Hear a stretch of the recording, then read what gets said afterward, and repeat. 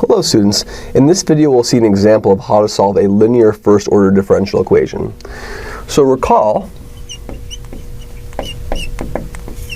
linear first order have the form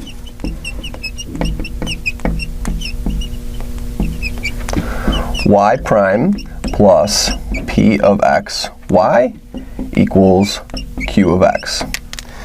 And we can turn a linear first order ODE into an exact differential by multiplying by an integrating factor. The integrating factor we use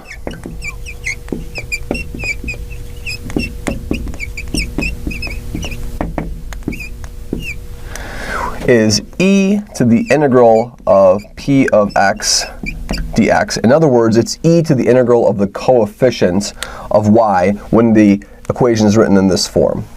And so what this will do is this will take our linear equation and turn it into d by dx of e to the integral of p of x dx times y equals q of x e to the integral of p of x dx.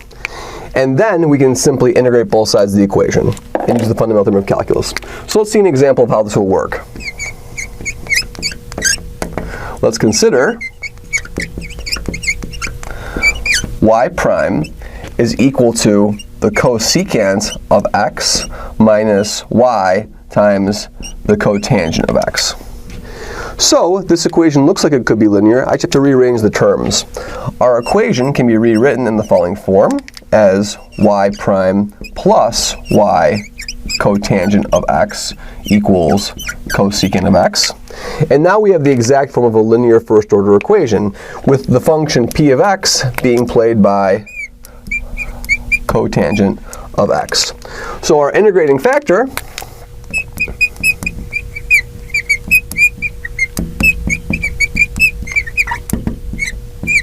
will be e to the integral of cotangent of x dx, which is e to the integral of cosine of x over sine of x dx.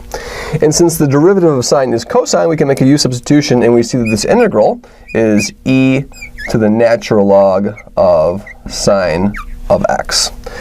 E and natural log are inverse functions, so they'll cancel, and we see that our integrating factor is simply just sine of x. So let's multiply both sides of our linear equation by sine of x and see what happens. So I will have sine of x times the left-hand side of the equation, y prime plus y cotangent of x, is equal to sine of x times cosecant of x.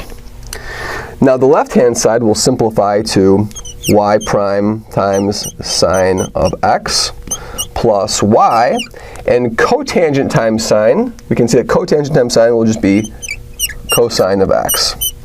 And sine times cosecant is 1 because sine and cosecant are inverses of each other. And now we examine the left-hand side. I claim that the left-hand side is the derivative with respect to x of y times sine of x. Indeed, we see that the integrating factor is constructed to make the left-hand side of the equation a product rule form. So if I do the derivative of this, it's the first function y times the derivative of the second function sine, which is cosine, that will be that term, plus the second function sine times the derivative of the first function, that would be y prime.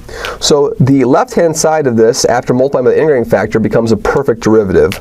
Now I can take this equation and integrate.